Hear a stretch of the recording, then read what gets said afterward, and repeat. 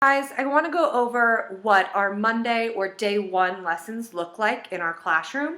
We're going to be using Greta Thunberg and Earth today for that, as well as a communication board. You might also be using your who, what, when, where, and why webbing in order to guide yourself in some questioning. Now, with every single kid comes into reading at a different level. So there are actually two levels to this story. This is the regular edition, and then there's also a simplified edition that some of our families might use. This is the copy that I use when I'm teaching a whole group instruction, because everybody can gain information out of this. And then the lower edition is used for independent work for certain students in order for them to gain more access to it. So, before you begin reading with your student, it's always important to go through and read the document yourself.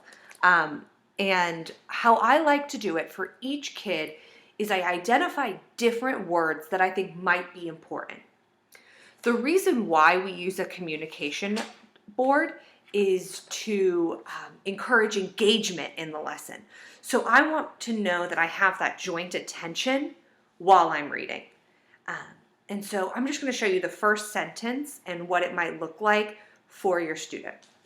So I'll go ahead and I always make sure I introduce the title, because the title is a huge important indicator, and always in a news to you story it will have this symbol for what next to it. And so I'll say, what is this story about? Greta Thunberg and Earth. Can you find the title on your communication device? And they will go right here, and we sometimes will be modeling it, and sometimes they'll be able to find it independently. Now, I will go through and I'll read the first sentence. Many people want to protect Earth. Now I can stop here, and I might just ask my student, I saw that the word people was circled. Can you find people on your board? And that would have them go and they would be pointing to people. At the beginning of a story and at the beginning of an introduction, you have to think like, what is my least to most prompting? So I want to start way back, always at my least amount of prompting, and that would just be saying it verbally to your student. Can you find people on your communication device or board, whichever wording you want to use? And they would look for it. The next step would be, I'm going to look, and I would just kind of circle my finger around the area, and I'd be like, can you look in this area and see if you can find people? Next level would be pointing to it and modeling and saying, I'm pointing to the word people. Can you point to the word people? And then after that would be hand over hand, would be like, we're going to point to the word people. People. All right, now you do it. Point to the word people. People. When I was reading with my student, I would continue to read through the entire story. There are a couple of things that are important, is keeping your document or your story at the correct orientation for your students. So if your student's sitting across from you, that the story is always facing them. A big thing too is to have your student independently turn the pages. That helps mark that they're following along.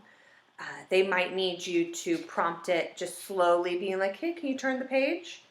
And lifting up the corner of the page. And that also is a practice with some of our fine motor skills. Moving on, after we finish a story, there are several different things we can do in order to find out whether or not our student gained some information from it. One thing we can do is like a story walk, where I just will go through page by page, and I'll go, man, I know that this page was about Greta Thunberg and Earth. I know that Earth Day, remember we learned about Earth Day? It happened on April 22nd. And we'll go back and we'll go through and kind of picture walk through our story and find Earth Day in April 22nd on our communication board. Another thing you can do is preview the next day's task.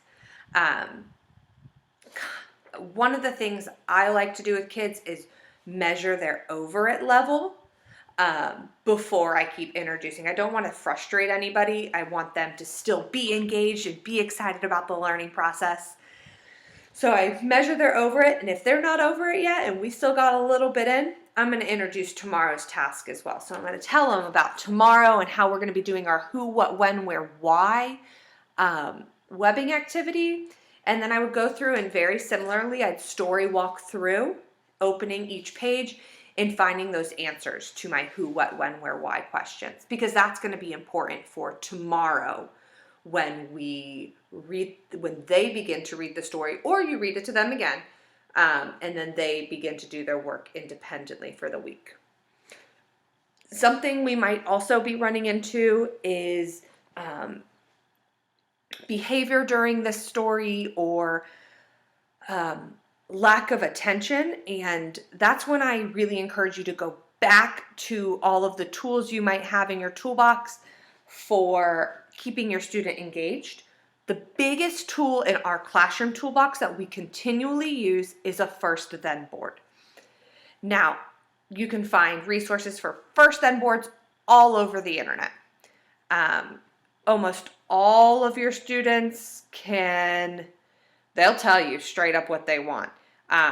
If your student uses a communication device, I often will set it up and I'll just say, first we're going to work, then what do you want to do? And this is just a really simple example of a first then board. I can do it on a piece of paper, you can do it on a whiteboard, do it on whatever.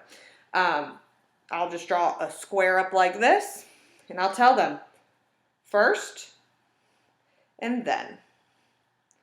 First we're going to work, then they might choose to do iPad, they might choose to do trampoline, they might choose a tangible reinforcer like a toy, or maybe even a food reinforcer that they really prefer.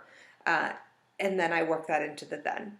If you need more resources for first then boards, just reach out to me and I'll be happy to meet with you one-on-one and talk you through how we use them in the classroom and how your student particularly accesses them, because everybody kind of accesses them at a different level. Just to sum up what we went over today,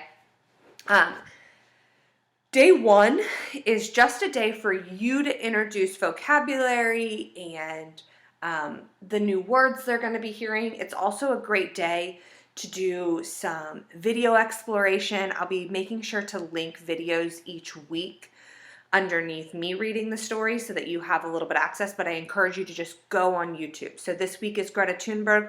There's hundreds of YouTube videos that talk about climate change, that talk about Earth Day, that talk about Sweden, where you can introduce vocabulary and concepts and ideas to your student in a really fun way. It's a day where we introduce the communication board for the new story each week.